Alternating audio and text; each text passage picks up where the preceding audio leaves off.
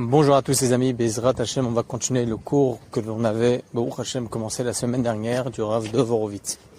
Nous avions parlé du principe de Kanimtsa Kanaya, c'est-à-dire un principe très intéressant dans la halakha.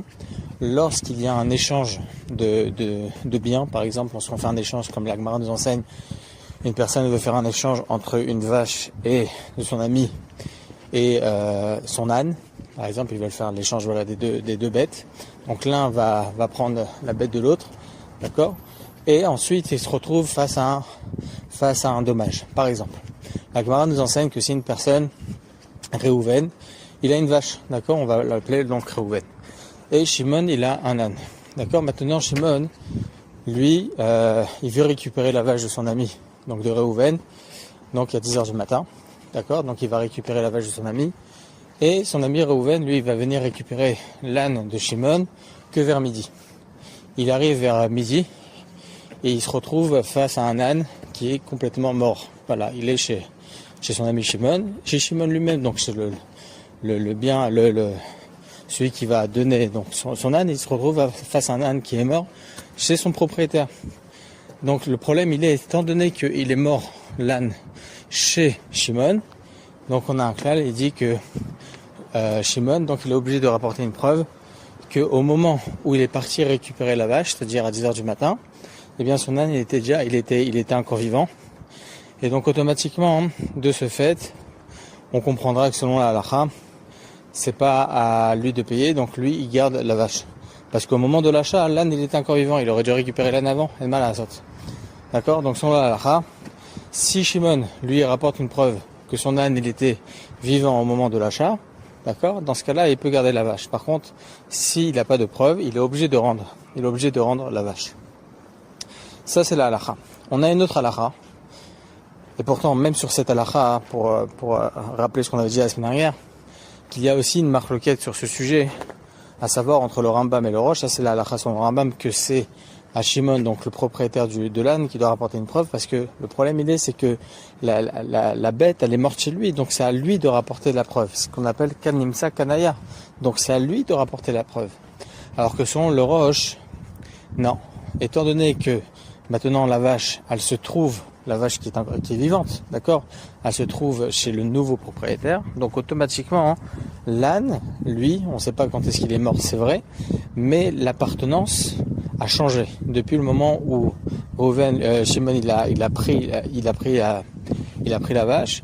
Eh bien l'appartenance elle a changé, donc automatiquement c'est au nouveau propriétaire de l'âne de rapporter la preuve, en l'occurrence à Réhouven, d'accord, donc l'ancien propriétaire de la vache.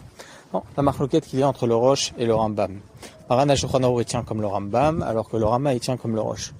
Et pourtant on a une halakha que tout le monde est d'accord pourtant avec ça. Entre le Rambam et le Rosh, là, il n'y a aucune discussion. C'est une autre Gemara qui rapporte une personne, un shochet, et récupère donc une vache un bœuf de chez son ami. Il fait la shrita, et il se rend compte qu'à l'intérieur, il y avait donc effectivement les poumons, ils étaient percés, etc. Donc le problème, c'est que on veut savoir, ça bêta kosot, etc. C'est un sujet qui est rapporté dans Choulin, dans plusieurs Gemarot.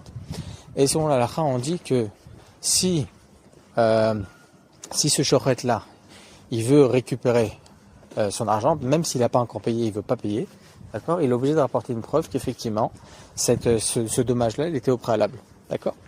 Donc c'est très compliqué, et pourtant là tout le monde est d'accord que c'est au shochet de rapporter la preuve, parce que tout simplement là il n'y a pas un échange, c'est de l'argent face à un ustensile, face en l'occurrence à une vache, à un bœuf.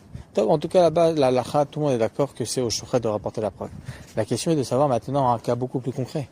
Quelle serait la halakha si par exemple il y a une personne qui va acheter une voiture chez son ami, d'accord, et il va acheter donc une voiture chez son ami, et un jour après il se retrouve qu'il y a un gros problème dans le moteur, etc. Maintenant le nouvel acheteur il va voir son ami et il dit regarde, c'est pas possible qu'en un jour le moteur il soit éclaté.